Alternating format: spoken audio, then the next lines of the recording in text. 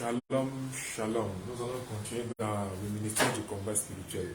Je voudrais que nous voyons aujourd'hui comment être un guerrier de prière. Le thème d'aujourd'hui, c'est comment être un guerrier de prière en quelques minutes. Pourquoi nous devons prier? Un guerrier de prière, la fonction fondamentale qu'il doit occuper, c'est celle de la prière et celle de l'intercession qui sera l'objet de la prochaine leçon. Pourquoi devons-nous prier? La prière sert à la victoire dans le monde spirituel, la victoire sur le royaume des ténèbres, la victoire de notre destinée. Elle permet de réaliser notre étoile. Et autre chose particulière concernant la prière permet que nous-mêmes puissions être édifiés, nous-mêmes puissions être ressourcés, et nous-mêmes puissions avoir la direction divine au travers de la prière. La prière nous donne une chose fondamentale, la direction divine. Quel est le chemin que je dois suivre? Qu'est-ce qui est en accord avec la volonté de Dieu? Alors, la première clé, nous allons y répondre pourquoi nous devons prier. Ça? Pourquoi? Parce que, première clé, Dieu nous a déjà donné la domination. Dans le texte de Genèse, Jean chapitre 5, à partir du verset 26 à 27, les Écritures disent que le Père lui a donné le pouvoir parce qu'il est le Fils de l'homme. En grec, on dit ouissa anthropos. Il n'a pas dit parce qu'il est le Fils de Dieu, mais parce qu'il est le Fils de l'homme. Il fait référence à la promesse de Genèse chapitre 1 à partir du verset 26. Des Écritures déclarent, Christ déclare, Dieu a déjà donné le pouvoir à l'humain, au Fils de l'homme. Donc, pourquoi? Genèse chapitre 1 verset 26, les Écritures déclarent, faisons l'humain. En grec on dit Adam. En hébreu, c'est écrit Adam. Aleph, Daleth et Men. En hébreu, il n'y a pas de voyelle, il n'y a pas de A, de E, il n'y a pas de I, il n'y a pas de O. Donc, on écrit les trois lettres là comme ça et on les lit de la droite vers la gauche. Et ça donne Adam, qui signifie humain. L'explication de ce verset, cette promesse de Genèse chapitre 1, verset 26 à 27, est dans Colossiens chapitre 1. Les Écritures déclarent Christ est l'image du Dieu invisible. Ce qui veut dire dans Genèse chapitre 1, à partir du verset 26, celui qu'on disait, faisons l'homme à notre image, notre ressemblance, la véritable image, on a fait les humains à l'image de Christ, qui est la véritable image de Dieu, qui est le véritable icône de Dieu. Donc nous sommes la photocopie de l'original, qui est Christ. En hébreu, on dit Adam, Aleph, Dalet et Men. ADM. Et il s'ajoute des accusations.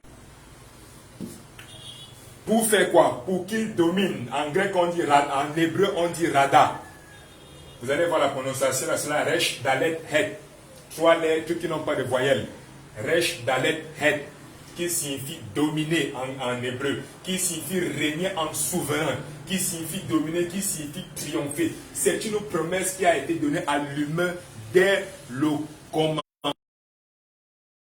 Cette fonction de dominer dans la louange, dominer dans l'adoration, dominer dans la prière, dominer dans notre vie, dominer dans nos projets, dans nos entreprises, dominer face au royaume des ténèbres. C'est pour ça que Christ a dit, il a donné le pouvoir, qui est en grec, le pouvoir de dominer, le pouvoir de gouverner. En grec, c'est Eusosia. Et il dit au Fils de l'homme. C'est pour ça que Christ dit au Fils de l'homme par rapport à la révélation de Genèse chapitre 1, verset 26 à 27, et celle de Colossiens chapitre 1, où il est écrit Christ est la véritable image du Dieu invisible. Ensuite, nous avons cette promesse de Psaume chapitre 8, à partir du verset 4 à 6. Vous allez voir encore le même mot, Rada, en hébreu qui signifie régner en souverain, où il est écrit il a tout mis sous ses pieds et il lui a donné la domination sur toutes les œuvres de ses mains.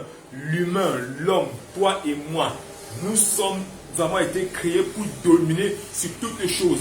Dans le monde visible et invisible, dans le monde des ténèbres comme dans le monde de la lumière.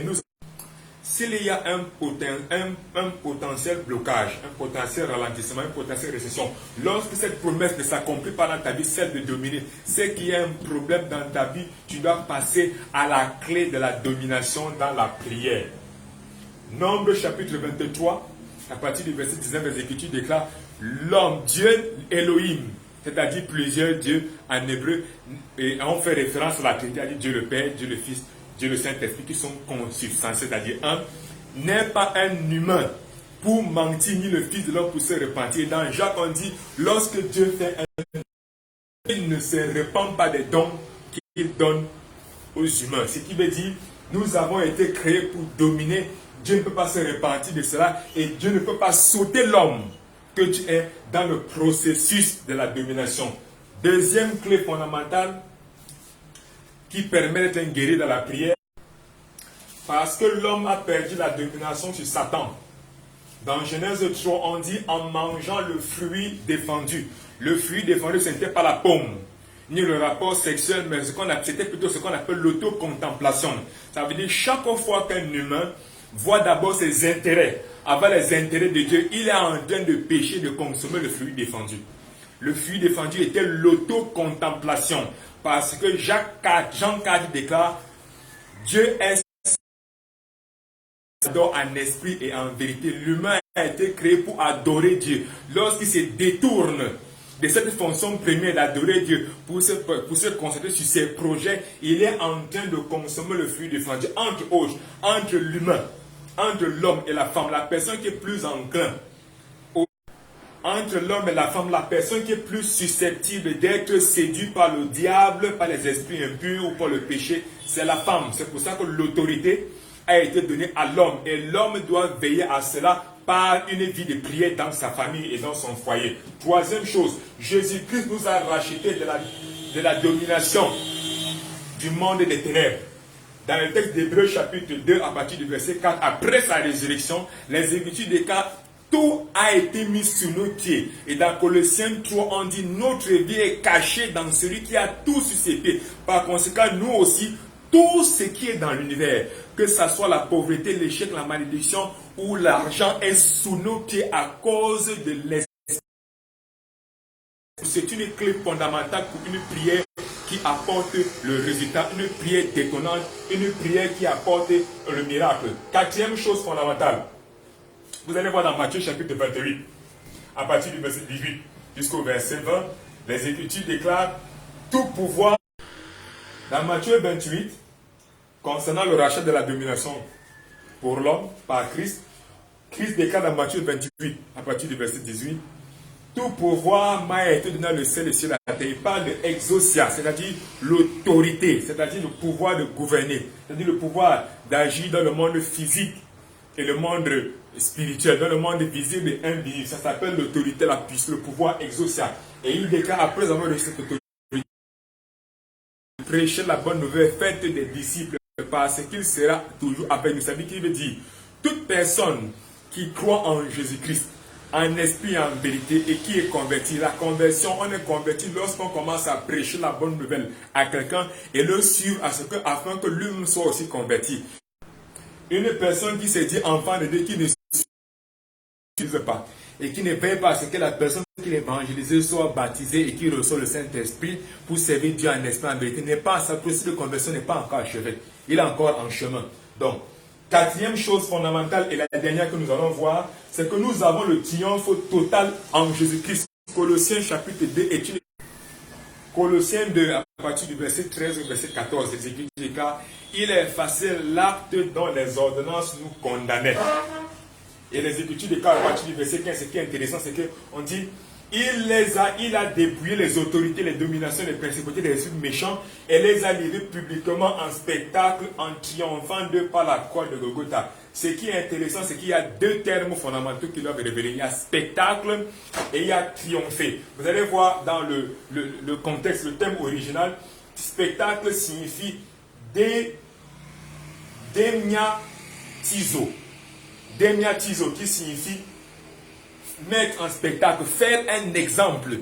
Christ a fait un exemple avec le monde des ténèbres pour montrer sa puissance, sa toute puissance et montrer toute puissance.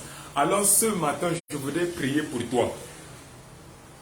En tant que guerrier dans la prière, tu as reçu toutes les différentes clés. Ce qu'il faut faire et ce qu'il ne faut pas faire pour être un guerrier dans la prière. Alors nous allons prier ce matin en utilisant la puissance, la révélation concernant Jérémie. Jérémie qui déclare Ma parole est comme un marteau qui brise le roc. Et il y a encore le texte de Somme chapitre 44 à partir du verset 1 qui déclare: béni soit l'Éternel mon rocher qui exerce mes mains au combat et mes doigts à la bataille. Je viens te dire ce matin, Colossiens dit que dans toute bataille et dans toute guerre que tu vas déclencher contre n'importe quel esprit impur, contre n'importe quel problème, que ce soit dans les idées, que ce soit dans la pensée, que ce soit dans les actions, que ce soit dans le dynamisme, le miracle, l'action de tordre le temps et l'espace, les